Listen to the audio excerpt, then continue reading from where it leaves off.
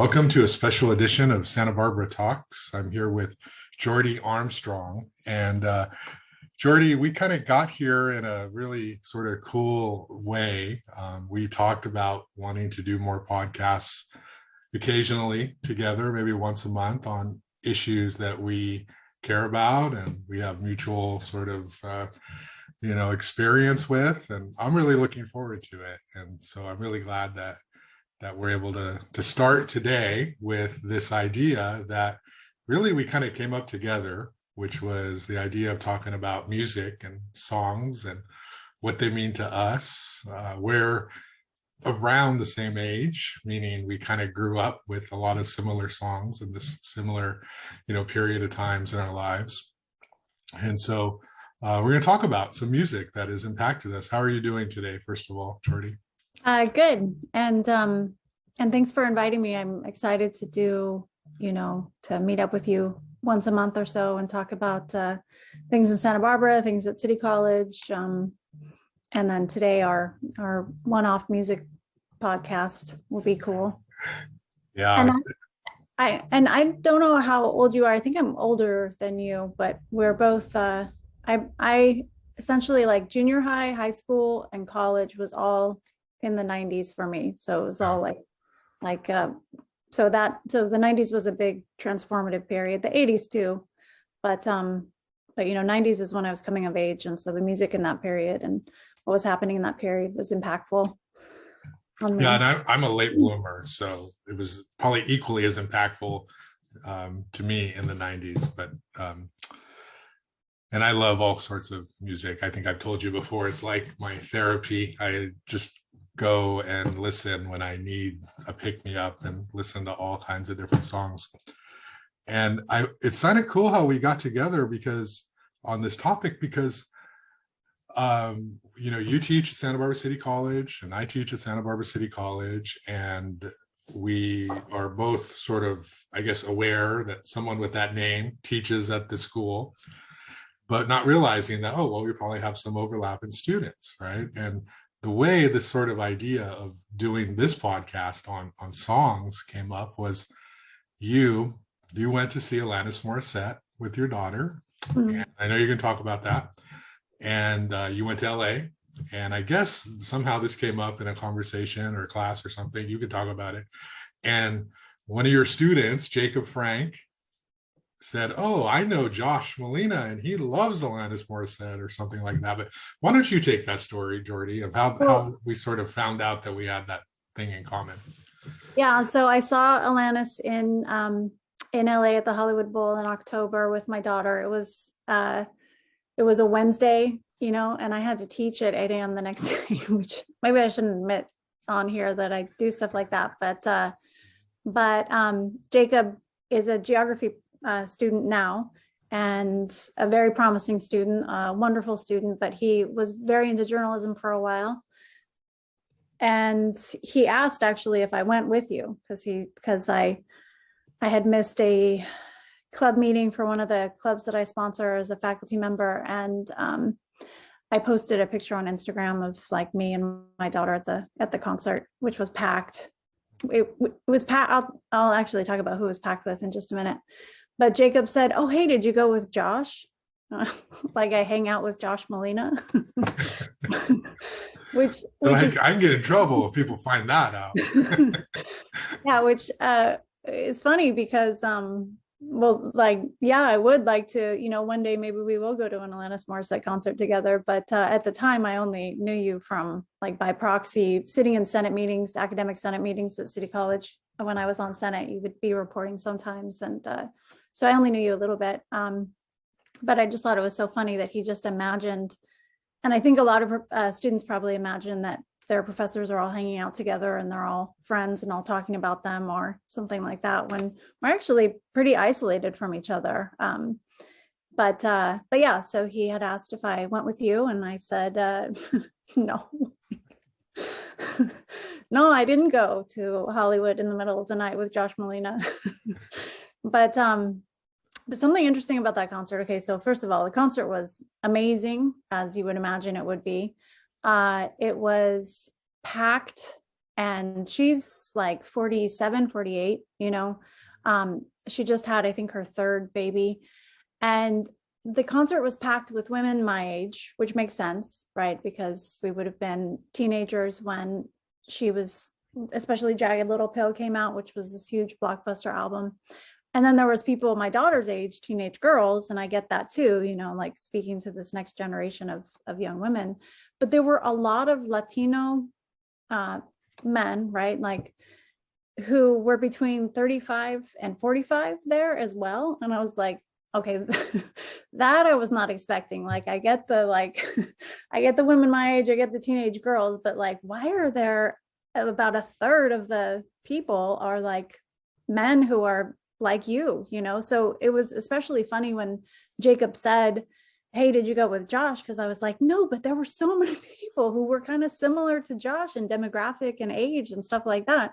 So maybe this is something that, you know, she speaks to women for sure, but she seems to really speak to people who maybe have more in common with your demographic and your age as well, yeah. Which talked about her as an artist and how art is this art, you know, it may make sense that some people sort of different types of art will speak to different types of people, but that's the thing about art, is that any kind of message, whether it's in music, whether it's in books or you know, painting or whatever, it speaks to so many of us on so many different levels. It doesn't matter if the demographic matches, the age matches, you know, the gender, the sexuality, like none of those things have to be exactly the same for us to listen to or hear this person's art and really vibe with it. Yeah. I'm glad that there were people there who look a lot like me, because I remember back in 95 or whatever, when she got real big, when Alanis got real big, and sort of not being normal for liking her, that at that time it was supposed to be angry women who liked her, or angry young girls, and men were supposed to hate her. And in fact, a lot of my male friends are like, why do you listen to that? She's just screaming and angry and that sort of thing. And I remember sort of like for a while kind of keeping it quiet, and then eventually just, I don't really care, you know. I like this music. I wanted to go to that concert too. I've seen Alanis Morissette 7 times in concert. I can't get over the 7 hump. But I've seen her in the 90s 7 times, and then just for whatever reason, just with kids, and as you get older, just less opportunity to go, and money and other priorities and stuff. But I wanted to go to that concert. She was in Santa Barbara too. I wanted to go to that. I had a friend who recorded it on the iPhone and sent me, you know, the sound clips to make it feel like I was there. But I remember being real bummed that it was on a Wednesday. I'm like, I can't go on a Wednesday. Like, that's going to be so difficult. And I probably, if I would have gone, you would have seen me by myself, and you'd be like, is that Josh Molina guy? What's he doing here? You know, because I definitely would have gone by myself, just, you know, to do it real quick and come back sort of thing.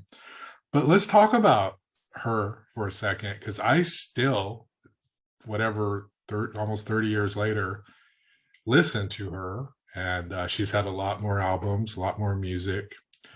And a lot of people stopped a long time ago. She's still popular, but she sings about like stuff like parenting now, and just like marriage and therapy and self-help, and just all these really, you know, really cool things. But Geordie, what do you think of Atlantis? Like, how did you get into her? What was it about her that appealed to you? Well, you know, it's funny that you mentioned the people thought she was angry, especially with the song You Oughta Know, which is probably her most famous song. And it was, I think, her first really big breakthrough, where she's talking and confronting a person, maybe Dave Coulier from Full House, we still don't know. But she's confronting a person who had just kind of dropped her, and she's very emotionally raw. And it's interesting that she gets tagged with this angry female, and that other women who confront an issue, who confront like something that's who essentially is laying a boundary for themselves by confronting an issue, that gets put into this anti-feminine role or place where breaking out of any sort of monolith of how femininity is supposed to play out. And it's okay to suffer as a woman. It's okay to be victimized, but you have to deal with it in a sad kind of, whereas if you confront it, if you question it at all, if you question the status quo, then you're put into this position where you're angry and you're reacting too much. And, at the time, Jagged Little Pill, I think, comes out in 1995. Rage Against the Machine was a big band then as well. And nobody was asking why those dudes were angry. They were literally naming themselves Rage. And nobody was like, why are you so angry? It was just acceptable that men could be angry with the system. And I was thinking as well about, okay, so I'm thinking about other contemporaries along with Alanis. Nirvana is a little bit earlier. Kurt Cobain would have passed by then, but Nirvana was challenging the same idea of masculinity on the flip side. So she's challenging this idea of femininity and being able to kind of question, like, why is this happening? Why do you feel like you can treat me in this way where we had something and then you just walk away from me and it's like nothing ever happened? And I'm bothered by it. I'm hurt by it. And people are like, oh, you're so angry. Meanwhile, Nirvana, a couple of years before that, they had, and they started, like, they were a whole different genre, obviously. But they were ending this 1980s synthetic, just, poppy period decade, and coming in with the grunge and with the green cardigan. Oh man, it'd be so perfect if I had a ratty green cardigan on right now.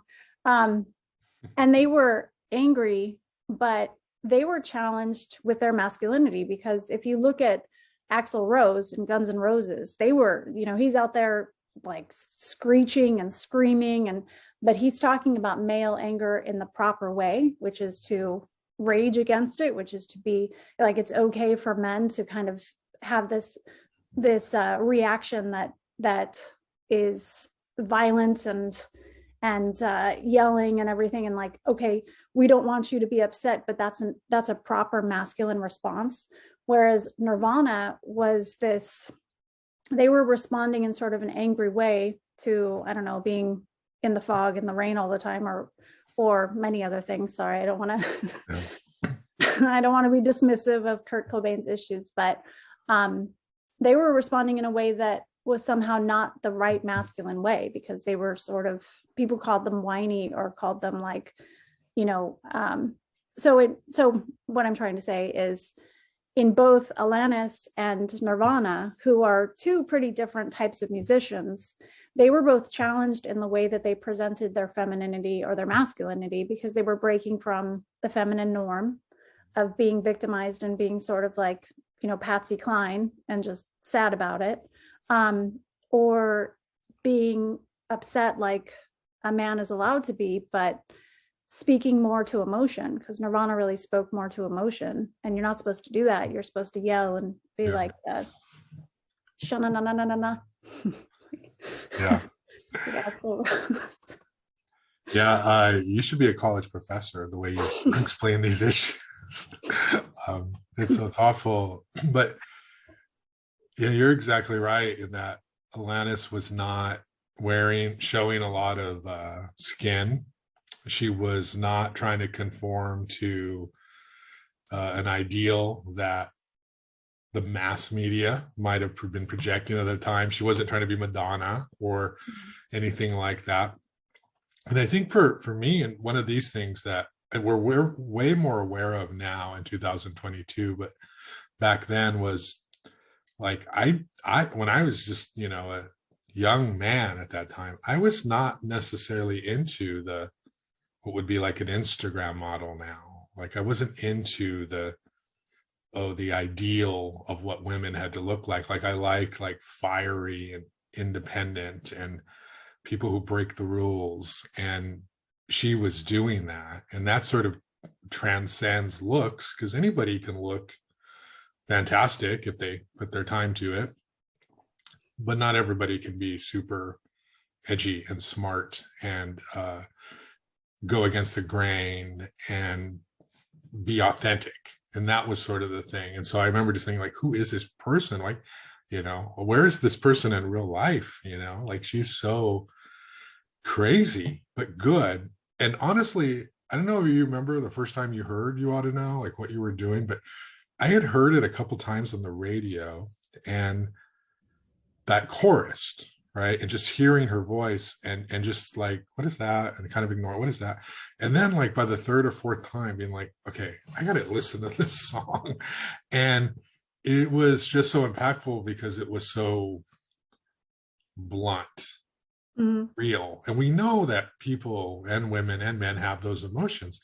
And then it had the F word, right? So that was like, wow, like she's cussing, she's cursing. And so it just really showed somebody who was not willing to conform to the rules. Right. And that's so important, especially for, and you talk about this more, but, if you tell someone and women to conform, that's a way of maintaining your power, because you're saying, you stay there, we're going to be over here, and you need to not rock the boat. Just know that you're great and fantastic as long as you just stay here, So I really like that she was breaking that sort of traditional mindset. Mm-hmm.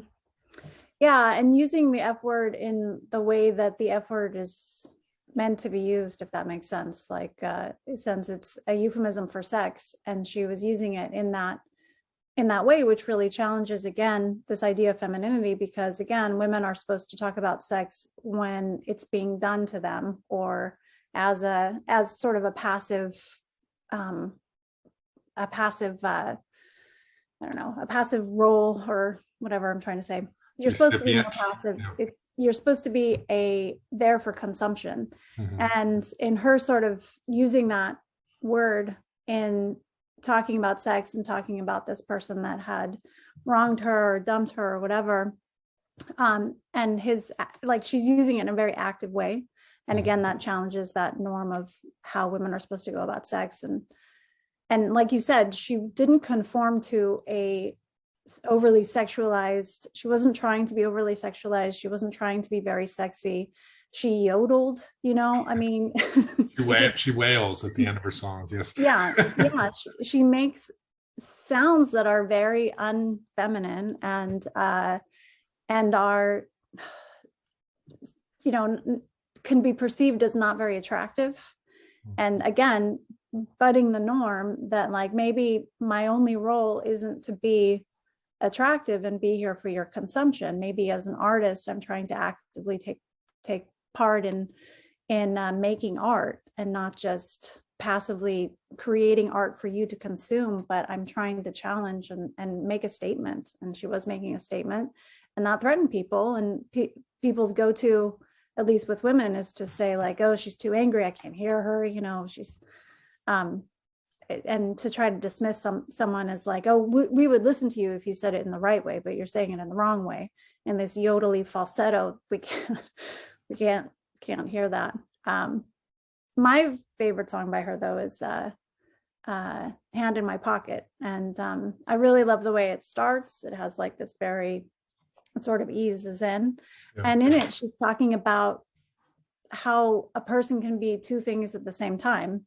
She's talking about a lot of things in it, but she's essentially saying, I'm sick, but I'm pretty. I'm poor, but I'm kind. I'm, she's saying like, I'm all these things that I detest about myself and that are negative, but I'm also these things that I enjoy and I like. And maybe you're these things at the same time, and how like we can exist in a space where we both really appreciate ourselves, but also like can't stand ourselves at certain times. And how a person is more than just one monolithic identity, that a person is complicated. So yeah, I think I like that song so much because she allows herself to be a kind of a complicated mess. And in that she speaks directly to, I think, a lot of people, with how we're all kind of these complicated. Eminem says, I'm a Rubik's, a beautiful mess, in his song walk on water. It's the same sort of messy idea that many of us identify with. Yeah. And so much about her music too, if you listen to her body of work, is about opposites and lists and contrasts. It's a theme in her songwriting of being this, but also this. That song is just full of sort of populist notions, Hand in My Pocket, because what it did was validate, like, it's okay. It's okay if you're short. It's okay if you're lost, if you're broke, if you're young. I love that line, I'm young and I'm underpaid, I'm young, but I'm underpaid, right? Is that young and I'm underpaid, right? So it validated all these things that people were feeling at that time, but still said there's hope, right?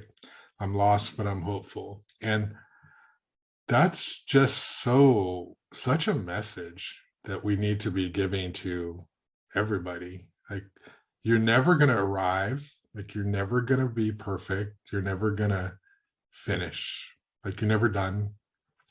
And if you think one day I'm going to wake up and today I'm good for the rest of my life, like, that's nonsense. You're going to wake up every day hopefully. There's going to be a lot of bad stuff that happens, hopefully more good stuff, and you just try to keep getting a little bit better, have a little bit more learning. And that was such a good song, and it's very singable. I don't know if you sing it with Ruby in the car, but I sing this with my daughter. Like, she knows all the words. When she was younger, I would turn it down when she would say, I'm brave, but I'm chicken, S word, like, you would turn it down. Now I just let it play because it's like, who cares kind of thing. And so why are there so many men at her shows? Why are there I don't know why there's Latino men, but why are there men? So much of her music since then is about empowerment, and empowerment applies to everybody. It just does not apply to women. It applies to anyone who's listening, any age, whatever your background. I mean, she has a song called A Man where she literally talks about, it's on Under Rug Swept album, where she talks about how hard it is for men to exist, knowing that they are judged as these horrible people in so many ways, as consumers, as bad, as takers, as predators, as men who are the problem for everything that a lot of women think is wrong with the world. And here she's this woman speaking on behalf of men, and sort of, she does great as she takes that voice. She has dialogue in her songs, right? So she's not just singing at you, she's playing roles and characters. And she has another song called In Praise of a Vulnerable Man, where she talks about how much she loves the vulnerability of men, and some would say femininity, non-traditional masculine traits. And a lot of her stuff's just super empowering. It just like, wow, I can't get that by listening to Miley Cyrus. Maybe I should listen to more Miley Cyrus, but I can't get that from listening to some, Taylor Swift or other people. And she doesn't sing a lot of love songs. She sings songs about her experiences and her life. In fact, like a total traditional love song between her and somebody else is pretty rare, for her body of work. What sort of other things were you into at that time? Like, what kind of music were you experiencing that was impactful to you? Well, so I was going to say about what you were just saying, with how maybe she speaks to more than just like women who were, teenagers at the time she was singing, and women who are nostalgic now. She, like I said before, and like you said, she doesn't conform to this standard of like, what is sexy? She's not trying to be sexy.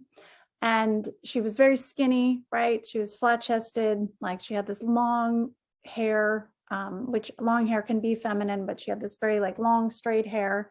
And I think that she was questioning the idea of what it means to be feminine, what it means to be masculine.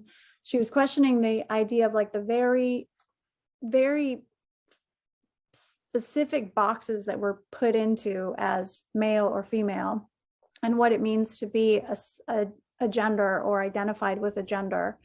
And I would assume that that speaks to men as well as it speaks to women, that it doesn't have to be, you know, she's kind of going outside of the boundaries of what she's supposed to be as feminine, but I'm sure that that becomes a message and sort of a voice to other people who aren't necessarily female, questioning like, yeah, well, what does it mean to be whatever gender has been assigned to me at birth? You know, what does it mean for me to be masculine, or what does it mean for me to be feminine? And so I can see how for young men, especially, young men are often boxed into a type of toxic masculinity. Not, you know, there's nothing wrong with masculinity, but it's the toxic masculinity. It's the type of masculinity that essentially says to be masculine, you have to be violent, oppressive, you know, you have to have sex in a certain way that's not necessarily gratifying for both people. So she, in her nonconformity to femininity, I think she was opening the door for a lot of people to sort of question, like, well, what does it mean to be part of the gender that I'm part of? And some of her predecessors who played around with that, who really spoke to me in the 80s. So like when I'm growing up in the 80s, Prince and George Michael were these huge, like they were huge and iconic, and Yeah. but I just loved both of those singers so much. And when both of them died, as both of them died in the last couple of years, I really thought about like, why did they speak to me so much? I mean, they're great musicians. Prince was a freaking genius. You know, he played like 19 different instruments, and he started playing when he was super, super young and everything, and his whole movie, Purple Rain. But he was playing around with gender as well. You know, he was super masculine, but he was super, super feminine too, in the way that he would wear these high-heeled boots. He was in like full velvet regalia, you know, he was singing in these high falsettos, but he didn't shy away from being very into women, very into sex, the things that you're supposed to be into as like, that are supposed to be masculine traits. He didn't shy away from those. So what he was essentially saying was like, yeah, you can play around. This is something you can play around with. Like, this doesn't have to be just because you're born female, you're born male, you're assigned female at birth, you're assigned male at birth. It doesn't have to define you in these very specific ways. You can be masculine and you can sing in a falsetto and you can wear whatever the hell you want to wear. And you can be feminine, and you don't necessarily have to conform to ideas of femininity. In the same way, George Michael, he played around with ideas of gender, but more so with sexuality, I think, because he was struggling so much of his life. You know, he came out as gay later in his life after he was caught, you know, soliciting someone for sex in a bathroom, and it became this whole thing where he was arrested. And then he wrote that song Outside about coming out, and he has like tapes of him getting arrested in the background. But I think for him, he struggled so much with trying to be heterosexual. He wasn't heterosexual. But thinking like, no, I have to conform to this standard. You know, this is what my parents want. This is what society wants from me. And you can hear that struggle in his voice and, you know, in his lyrics and everything, and how he was struggling so much with identity. And for me, growing up in the 80s, when I didn't conform to perfect ideas of femininity, perfect ideas of sexuality, or like what I was supposed to be, when it came to like being female, being, you know, all the stuff that comes along with figuring out who you are, that struggle of what does it mean to be a person who wants emotion and like emotional reciprocity, wants to be validated and cared for, and wants to be in a romantic relationship, but doesn't necessarily feel the way that society is telling me to feel. So with both of them and their questioning, Prince's questioning of sort of like, what does it mean to be masculine? I can be masculine, I can be all kinds of things, and still I'm still just Prince, right? And with George Michael as well, really like dealing with the emotional side of kind of figuring out and coming to terms with who he was in a world that was saying that was so wrong. It spoke a lot to me then. And then you have these like women who come along in the 90s who are questioning the same thing. They're not falling into that perfect standard of what it meant to be feminine. Like before Alanis, there was Bjork, and Bjork comes out with Human Behavior with her debut album in, I think, 92, 93. And I remember seeing her, and like, she's Icelandic, right? So it's like, is she weird or is she Icelandic? Like, is that is that is that just what it is to be Icelandic, or are you kind of weird? And she's both. Like, she's both Icelandic and also kind of weird.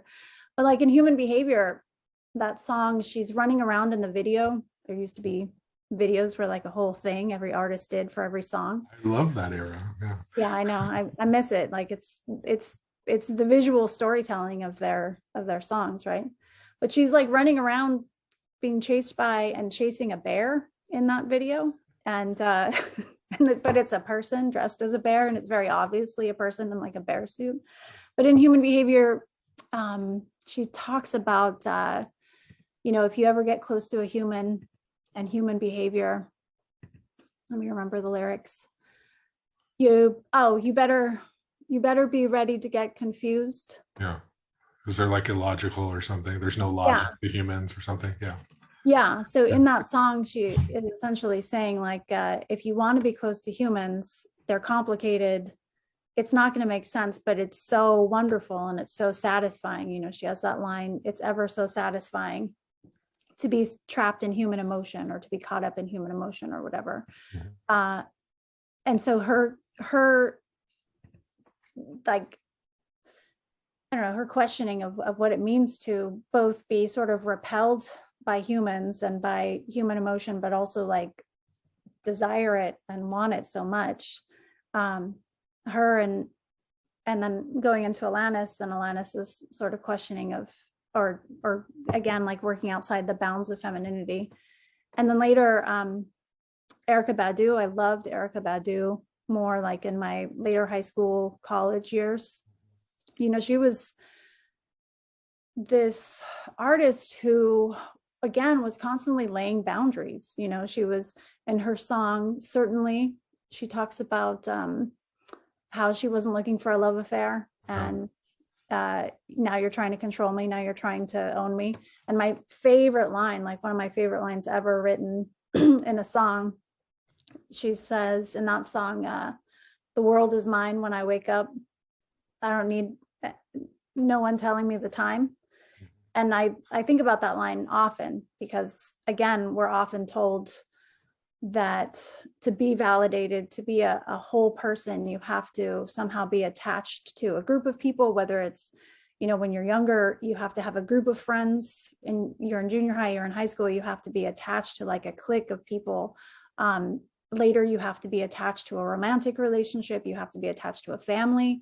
And for me, those things, never worked out that way. Like, I was never part of a clique. I was never part of a group of friends that I could rely on. I never had a family that I could rely on, that I was, was a part of and happy to be a part of, and was somebody that I could, people that I could rely on. So having these artists sort of question the idea of what does it mean to not fit into a cliched idea of having to be part of a group, having to be part of a relationship, having to be part of a family unit that's defined in very, very specific ways. And once you start to question that, you can sort of look outside it and figure out, maybe my family unit doesn't look exactly the way that people say that it's supposed to look like. Maybe my relationships don't look exactly the way that people say they're supposed to go and follow a formula. And maybe my friendships don't look like that either. And if other people are doing it that way, maybe it's okay. So yeah, so I've been talking for a while. Keep talking. No, you're right, because we're always trained, like, who are you going to the dance with in high school, right? Mm-hmm. Like, are you going to homecoming? Are you going to prom? Are you going to these things? Who are your social circles? Who do you hang out with? And then as you get older, it's like everyone's, dating, or you have an entourage or a group. And for those of us who were like, I'm really actually quite cool by myself, it can feel very isolating, and to hear these artists be able to validate that, you know. And with Erykah Badu just sort of talking about waking up alone essentially and being okay with it, that's fine. Doesn't mean there's something, doesn't mean you're a loser. Doesn't mean there's some deficiency that you can do that sort of thing. You know, you mentioned George Michael and Prince. Prince, a lot like Alanis in that, like, I never wanted to wear high heels. That was like, that's just, I don't mind other men who do, but like, that was not me. I didn't want to do dress up like that. But when he would do that, I'd be like, damn, you are amazing, because you are so bold and brave and you don't care. And you're so reliant on your talent that if someone judges you, too bad, you know. And the fact that he was able to, like Alanis, just sort of be himself was inspirational. Then his music was like incredible, you know. Like, that's what I would do, is like, as a, you know, someone who likes to write and has always loved reading good writing, is just being fixated on the lyrics. And like Prince's lyrics were so confusing at times, and you'd have to like decipher them. Oh, what does he mean there? Like, what does that mean? Like trying to decipher Raspberry Beret. Like, what the heck is that song about? Right? Like, you know, and just sort of the writing of it, you know, and the storytelling that he had of it. And George Michael, you know, he talked about how you talked about how he was outed after the cop set him up. By the way, the cop like flashed himself and made it seem like it was an opportunity, and then arrested him. Which you shouldn't be doing that in public bathrooms, but he was not like he was, you know, going in there, you know, assaulting. You know, he called it entrapment. And then did you remember the video where? Yeah, where he dresses up and dances like a police officer. And he starts making, the cops start making out in the video, the male cops, you know. It was just like so funny that he would take that spin on it. But it's so funny because George Michael's lyrics were so, forgive me for saying this, but so gay. Like, you knew this man was gay. Yeah. Like, you just knew that by listening. Go ahead. I remember figuring out he was gay from a song, which I know you should have been able to figure out he was gay looking at him in Wham. The shorts. You know, yeah. But in this one song, it's from Listen Without Prejudice, which is his second solo album. So he does his Faith, which is probably one of his still most famous albums, and he's in his little jeans, you know, doing the swoosh back and forth, and the camera's focused on his butt, but then with Listen Without Prejudice, he blows up in the video for Freedom. He blows up like all the stuff that had been associated with that last his first solo album. And it's essentially a way of saying like, okay, I was trying to be, I want to be a solo artist, but I was conforming to the standard of what the music industry wants for me, this like kind of sexy, like, you know, and he gets way more serious and way more soulful. And that album is clearly about a breakup and a relationship that he had with somebody. And in this one song, he talks about, he's talking about, you know, the emotions of having been with this person and breaking up with this person. And he says, you told me to act like a man, but some would say, if you knew, you wouldn't be here with me. Yeah. And I remember, let's feel the pain, I think. Yeah, that's right. Yeah. And I remember hearing that like many, many times, but at one point I heard it and I was like, oh my God, he's gay. Right, because you can about another man. pronouns, right? You can like, oh wow. You know? Well, yeah. And he says, like, some would say, if you knew what it was to be a man, you wouldn't be here with me. Basically saying like, you know, you're gay. What are we talking about? Like, why are we still trying to fit and conform into standards of masculinity and what it means to be male when we're already out of that box just by sexual, you know, sexual, what's the word? Not preference. It's not a preference. Orientation. Yeah. Thank you. Yeah. just by orientation. Right. Yeah. Yeah. He's got a song called A Different Corner, which is when he was with Wham. Like, that is like one of my all-time favorite, because it is so emotionally wrought, and it's so like,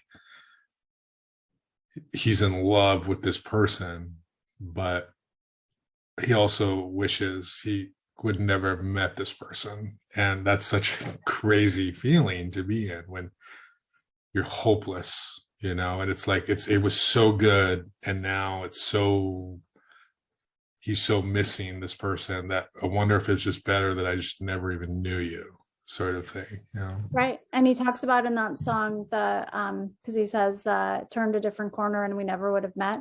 Mhm. How, you know, how these people in our life or experiences in our life, jobs that we have, whatever, you know, where we go to school, what we study in school, so much of it comes down to just like one tiny little instance. You know, I talked about this in the podcast that I did with you last month, where if I hadn't had that one person talk to me that one day, who knows, like that was such a pivotal time in my life. And like I kind of took this fork in the road. And there's so many things like that, where if you just hadn't met a person at that one moment, like I think about that with my daughter's dad, who I've known since I was like young. He worked at Video Schmidio, and you know, I knew him then, and I knew him around town. He's kind of a personality about town. And but I ran into him when I was like 28, 29. Just I was visiting here. I lived in San Francisco. I was visiting here. And like I just happened to run into him at the Coffee Cat. And I think about all the time, like if I had not run into him that day, there would be no my daughter. There would have been no staying here in Santa Barbara. There would have been no City College, you know, and I'm not, in no way am I crediting him for all that stuff. I'm just saying, like, if I hadn't gone to Coffee Cat that morning, my life would be completely different. I wouldn't live here. I wouldn't have my daughter Ruby. I wouldn't, you know, work at City College, because that's not what brought me here, but that's what kept me here is, yeah. So. Oh, yeah. And if it weren't for Jacob Frank, we wouldn't be here now. So. Oh, right. Exactly. Exactly. If he didn't assume that we were just all hanging out together, going to concerts, and maybe he just figured if she likes Alanis Morissette, yeah, and he does, they must know each other, because like Jacob, to students in our classes, Alanis Morissette is like totally old, you know. So but not to all of them, but to some of them. Yeah, but also, like, I mean, my daughter has her on vinyl, you know. She has like I think she's speaking to this next generation as well, at least. So, you know, Jacob is in his early 20s or something. Most of our students are somewhere in their early 20s.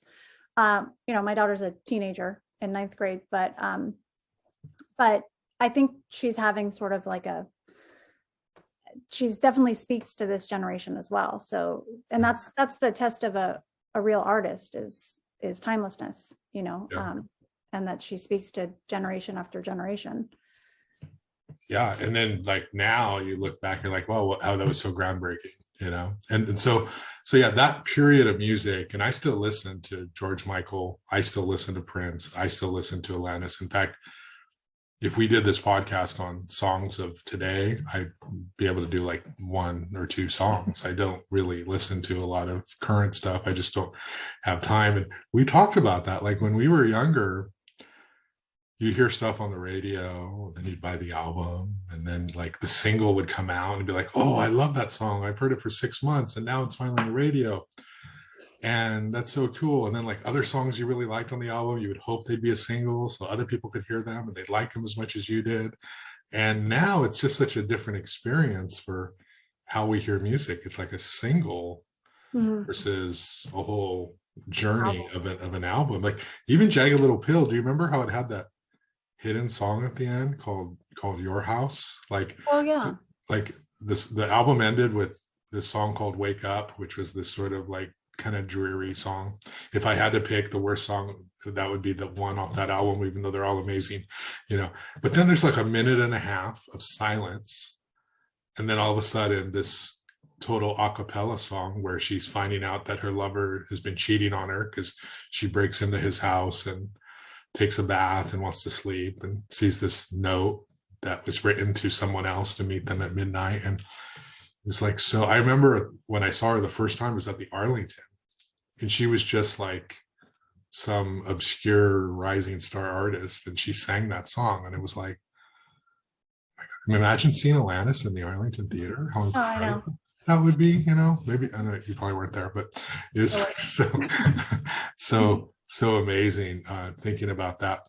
And it's just the music of that time is so pivotal to who we are today. When George Michael died, do you remember that? He died on Christmas Day. Christmas Day, yeah. So sad because he had, what's the stupid song everyone sings? Last Christmas. Yeah. I mean, it's not a dumb song, but it's just like not his, it's just real popular, but not his best song, you know. It's him from Wham. And Wham was, you know, if you think about Wham and his first solo album, he was like taken by a music company at the time. A record label would have sort of found him, and they were trying to promote and create this very poppy version of who he is. And, you know, I think Prince kind of had the same experience where at first a record company sort of grabs on and they're like, oh, perfect. You know, we can sell a lot of albums, this weird little guy. And he's got like this incredible vocal range. And then both of those people through their career then have this sort of realization of like, no, like stop trying to, again, make me conform to what kind of art you think I should be doing. And they both really like deviate away from how they had started as these like poppy, happy, you know, running around dancing kind of singers. And they both become like more serious and more, and then it's interesting too, because the music industry sort of dismisses them as troubled or weird, or, you know, which is again, like they dismiss Alanis as angry. They dismiss these two men who are sort of questioning gender and sexuality as, oh, they're just weird. And yeah, continue to buy their albums if you want to, because we still want to make money, but we're going to stop promoting them as much. And so you see George Michael like kind of lose that big promotional push behind him. Mm-hmm. And Prince too. You know, Prince plays around with different bands. He's part of the new power generation. He's part of in the early 90s, and like he kind of jumps around. He liked to always be creating like the new stuff, the next thing. I want to ask you about something. And you know, Prince died of a drug overdose. Mm-hmm. George Michael, I don't think we know how he died, but was it like a heart attack, or it might have been drug related, but it was, I know he'd gotten really large and gained a lot of weight, and he obviously had struggled with drugs in the past. Whitney Houston died of a drug overdose. Oh, and by the way, I love Whitney Houston. That was my first album I ever bought, was her Orange. Yeah, Orange album. Yeah. The back of that album, I stared at a lot. I'm just gonna admit, the cover. Yeah. Yeah, in her swimsuit. Yeah. I love that album so much. I have it still on like the record. And that is before she gets super poppy. Like she becomes, with Whitney, her next album, Blue, and she's got like a scrunchie or something, you know, like she's white top. Yeah. That album becomes much more poppy, but with that first album, it's an album. She's telling a story, and she's telling a story about acceptance and love. And again, a lot of those songs are about types of love that are not acceptable. Not like sexuality wise, but you know, she talks about having an affair with a man. She talks about, or a married man. She talks about different things that again, like fall outside of the norm of what women are supposed to be talking about, which is, I love. Was that what Saving All My Love for You was? Was that an affair with a married man? Wow. Yeah. Blew my mind right now. Tonight. Because most of the time he's got his family. Yeah, it all adds up now. I always knew it was like somehow it was a relationship that couldn't be in its pure form, and now that makes sense, the lyrics. That song, You Give Good Love, on the Whitney Houston album, her voice like literally is like, this is an angel from God. Like this voice is so, I just remember that song. I remember that video. Do you remember where she's like singing, and like the camera crew and the people working, like it's a stage, but they're all distracted by her, and like the camera just zooms in, you know, and it's just right. But I want to ask you about what role, Geordie, does music play like in your daily life? Like I have a little routine in that when I go to bed, I listen to a couple songs and sometimes I just fall asleep and I'll wake up and turn it off, and it's really soothing for me. I try to sleep in Sunday morning, like the only morning I can sleep, and I'll sort of like listen to some songs before I get out of bed.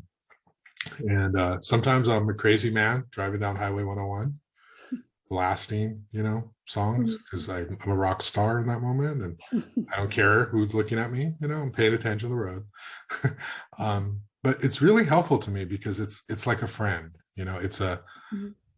It's something I can always count on, always being consistent and being the same to pick me up. And if you listen to a song over and over, you hear new things. Right? It's like, oh, I never picked up on that. But like for you, you're a college professor and you're a mom and you're busy with a bazillion things. But how do you use music in your life, like on a daily basis? Well, music is great because it, like you said, you hear it at different times in your life and you hear something new, something different, something that speaks to you in a different way. If I listen to Alanis Morissette today versus when I was a teenager, it's just going to speak to me differently because of experience I've had, because of where I am in my life. So I listen to music often throughout the day, getting ready, for whatever I'm going to do. I kind of tailor the music that I listen to what I'm supposed to be doing that day. So like first day of school, for example, I don't know if you still get nervous on the first day of school. I get very nervous first day going in, meeting all these people, all these new students. So I tend to listen to like Pink Floyd, The Wall, or Guns N' Roses, Welcome to the Jungle, and to get me in the frame of mind to walk into a new classroom. Or it sounds kind of sad and like middle-aged momish, but I really love doing the dishes and listening to music and listening to entire albums, because you can, depending on how often you do the dishes, but if you put them off a little bit, then you can end up listening to like an entire album within that.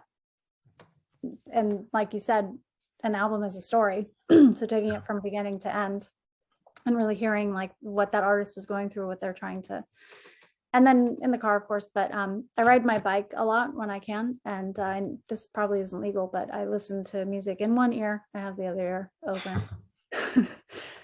But that, I don't know, that like I was riding home yesterday, I was meeting with some students and then I realized I had a meeting in 20 minutes.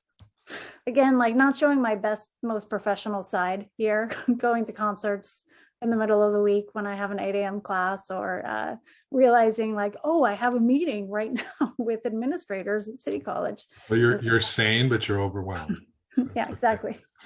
And like I had to ride my bike back, like, because I was on my bike super fast to get to this meeting. And so like the music that I chose to listen to, actually I listened to Prince. And like as I was writing and I'm thinking like, oh, you gotta get home, I'm also like looking at the fog and the trees and like listening to him. And it's just, I don't know, it enhances any experience you have, any experience, whether it's something as mundane as doing the dishes, or like you're looking at the landscape, you're looking around you, you're driving. I hate driving. I don't know if you enjoy driving, but like I can't stand driving. So it gives you an escape, but it also gives you a new perspective, a way to look at the world and what you're experiencing in that moment in a way that is more enjoyable, is more thoughtful, meaningful. So yeah, so I would say I use music in my life to enhance whatever sort of mundane thing I have to deal with that day.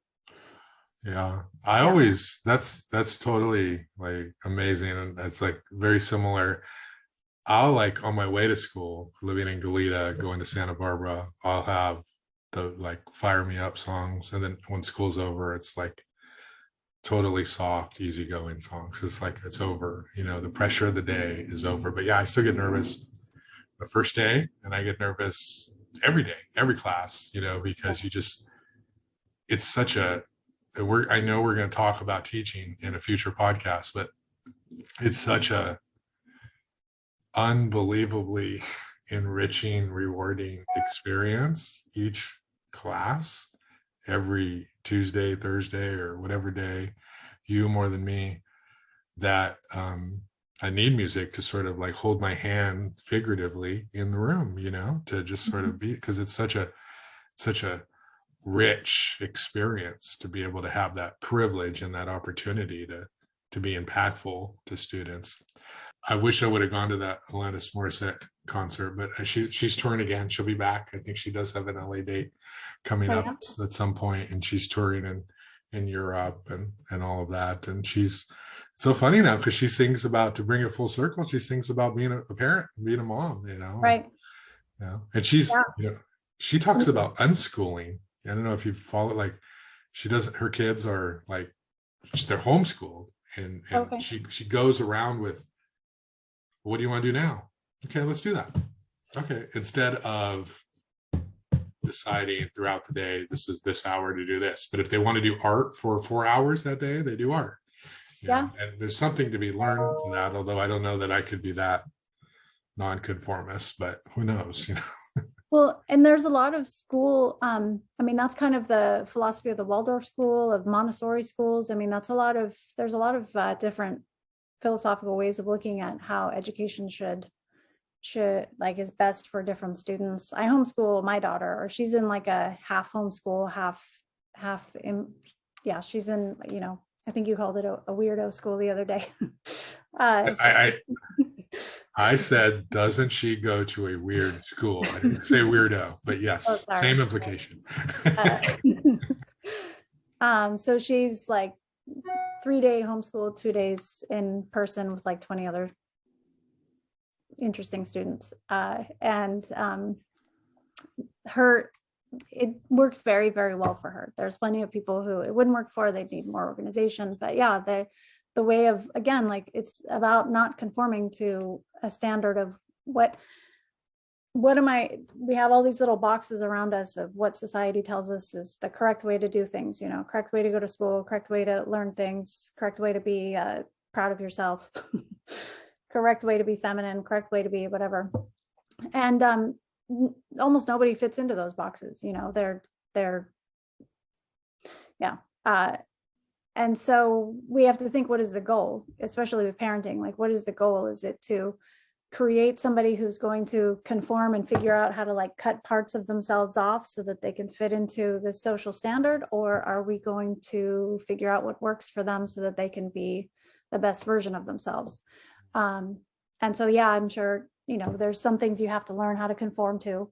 You don't want people who are walking around just like farting in public all the time, literally, like they should learn to curb those kinds of behaviors. But there's also things that you don't want. Like I realized when my daughter was little that one day the world might come in and tell her that she wasn't this beautiful, intelligent, amazing young person because she didn't conform to a certain standard of beauty and intelligence. And I just thought, God, that's so tragic because who she is as an individual has so much to offer. Why do we make people conform and like change who they are? Why do we turn them into some lesser version of themselves so that it's more palatable to the majority of the world? How much better would the world be if we allowed people to decide to do, you know, art for 4 hours? And I know there's lots of like, oh, but you can't always do art, you know, you got to have your vegetables along with your dessert. Like, I know that, but there's a way to get the vegetables in so that it's not vegetables, right? Like there's a way to get so that it's not like something that's painful. And yeah, like I would expect nothing less from Alanis as a 47, 48-year-old woman. I would expect nothing less from her than to have these children that she celebrates and tailors their education rather than pushing them into a standard of whatever, you know. Yeah. Anyway, Geordie, thanks a lot for your time, and I look forward to the next time. Yeah, me too. All right. Take care. All right.